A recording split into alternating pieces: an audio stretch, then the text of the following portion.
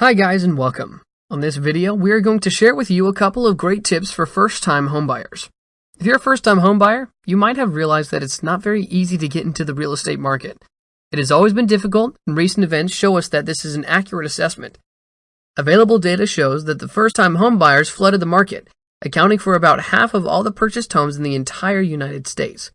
By 2016, this figure is down to 35%, which is a very big decline. Figures reveal that the immediate past 3 years, they've had a similar share over the last 35 years. We all know the excitement that abounds when you're ready to buy your first home. After all, it's one of the major milestones of your life. You will finally have your own real estate property and, more significantly, a place that signifies your true independence and personal freedom. However, you should not get caught up in the thrill, but rather look at the reality you should face. There is a learning curve in this, and it's rather steep for a first-timer.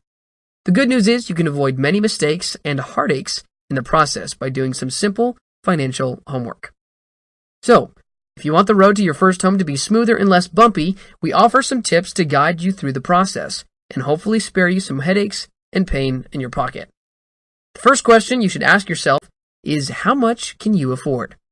To answer this question, sit down and seriously write down your game plan. Some things can end up well even if they happen by accident. This is not one of them. You need to make a plan. Do not ever let your imagination get the best of you, or worse, just copy what other people did to buy their home. Your situation is not the same as theirs. First thing is first, determine how much money you can actually afford to spend realistically. You can use any online home affordability calculator to help you determine how much you can spend for your home without breaking the bank. Many homebuyers do not take this seriously and end up in big trouble. Make a list of all your monthly expenses, and we mean all. So if you're paying for a gym membership or subscribing to online TV or movies, they go along with the groceries and gas and card amortizations. This way, you can see where you can cut your spending to save money or add to the home purchase fund. You might have heard some financial advisors tell you that you should not spend more than 30% of your before-tax income for housing. A more conservative approach would be to keep all of your debts below the 30% limit. House amortization, student loan repayment, car loan payments, and all other debts included. If you use up most or all of your money to pay for your house, you might neglect other important matters, like saving up for your retirement. The market is so competitive that many lenders liberally pre-approve buyers to get customers. Getting a pre-approved loan may lead you to think that you've got it made financially and drive you to be reckless with the rest of your finances. If a bank pre-approves you for an amount higher than your original budget, think first before you take out all of it. It's better to just stick to your original personal price limit. The second thing you have to do is to check your credit score. A wise home buyer will factor in his credit score in the decision-making process. Lenders will always use this 3-digit number in their risk assessment and pricing decision. So, a higher credit score will work better for you in the terms of more chances of getting an approval and securing a lower interest rate. You can check your credit scores from 3 popular reporting agencies: TransUnion, Equifax, and Experian. Note that you might need to pay a small fee for their services, usually around $20 per score. Your credit score can help you assess what kind of borrower you will appear to your lender, so you can prepare accordingly. If you have a score of 600 or higher, you're in pretty good shape and have a high chance of getting a favorable deal. More so if you have a score of 700, which they consider to be excellent. However, if you have a score that is below 600, you might have a harder time getting an approval. But here's the good news. That's just the general rule, and some lenders can work out a compromise for you. Just remember that keeping a good credit score is very, very important. The next thing you should remember is that when you don't know the market at all, it is better to have a realtor. A good realtor can make your home buying experience delightful, and a bad realtor can make it a nightmare. As soon as you've made up your mind on where you want to live, find and get a referral for a good realtor. According to the National Association of Realtors, buyers largely found their realtor through personal referrals or from previous dealings with them. You can ask your friends, family, or acquaintances who live in or near your area of interest for their recommendations.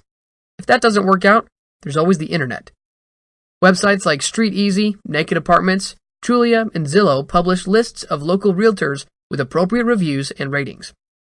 If you can get a realtor who has a great knowledge of the area you're looking at, we assure you, you will save a lot of time. And if your realtor has the heart and ability to really listen and try to understand what you want, he or she will be able to execute your desires to your satisfaction.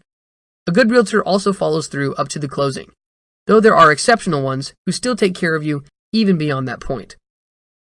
One other valuable advantage of good realtors is their network of loan officers, real estate attorneys, and even people from government agencies. He can offer you tips and tricks of the trade that you won't find in textbooks. So do some legwork and look for the best realtor you can get. It will be worth all of the trouble. Many first-time homebuyers forget a crucial fact: a buffer. We understand that it is tempting to go all the way to stay competitive, especially if you receive a nice offer. We recommend that you try to keep some good amounts of money after closing on your home. Sounds easy enough? You be the judge. If buying your house will leave you with just $1,000 in the bank, or will force you to just pay the minimum amount on your credit cards, your house is probably too expensive for you. A good figure is at least 3 to 6 months in savings on the day you close, and this amount should already be on hand. Remember that having a house is like having an additional family member, so you need to build up more emergency funds than before. Let's face it, when your cash level is near the bottom of the barrel, even a minor crisis can turn your financial situation upside down. When you're already maintaining your own house, the probability of having a crisis escalates. A leak in the basement, a broken window, or a faulty wall outlet. These things can become major expenses. When you see that purchasing your dream home will spread you too thinly, why consider waiting? If you want to build up more cash or savings, simply settle for a cheaper house. The next advice is to simply stick to your budget. Supposing the house you're really interested in is over your price range, what would be your probable reaction? If you say you will definitely struggle inside, that's normal. You need to have self-discipline though in this area before you start looking at houses. Settle the important issues first, such as your ideal price range, and how much is the maximum amount that you can spend without sacrificing your financial future. Use the online calculator to determine the maximum monthly payment you can make based on the actual down payment you'll be able to put up. Have the power and will to stick to your budget. Even though you still don't see it at the moment, you need to consider future expenses. You may say that your present financial situation would enable you to come up with the down payment and closing cost, as well as pay for other fees. However, you must consider the financial impact of paying for the house and maintaining it. These are real and unavoidable expenses that will take most of your monthly income. So, you may find the house of your dreams, but if you see that monthly payment, maintenance costs, plus your other fixed expenses will put you in the red, it is better to move on. You're not an expert in the area, so it's better to let the other people with experience and knowledge help you. For example, your bank's loan officer might be able to prepare some calculations for you to arrive at a realistic figure for your budget. He or she will also be in a better position to tell you how much interest rate you're likely to get for your loan. This way, you'll have a better idea of what you're going to face in your quest for that dream house. Don't forget to make your list of negotiables and non-negotiables. Deciding on a house is not just about how it looks from the other side of the street. There are a lot more important things to consider. So, sit down and start thinking about what kind of house would fit into your lifestyle and values. For example, what features do you want in your house that would basically let you enjoy staying there? What kind of neighborhood would you want to live in? On which part of the street would you like it to be? How big should it be? Do you need an attic or a basement? Or both? Do you want a patch of ground where you can do some gardening? Your list would be a great help to your realtor. You are extremely fortunate if you will be able to find a property that matches your list to a T. The simple truth is, it's very difficult to find everything you want or need in one property. Our advice is for you to visit open houses in the area and get a feel of the local market. Check out apartments that are both a little over and below your price range to see how values differ depending on features and location. As you go through the differing properties, you can review your list and reevaluate what you want so that you can somehow align it with what is really out there in the market. The last thing we strongly recommend is to prepare for the true cost of home ownership. Many home buyers focus too much on the down payment because it could be the biggest obstacle to owning a home.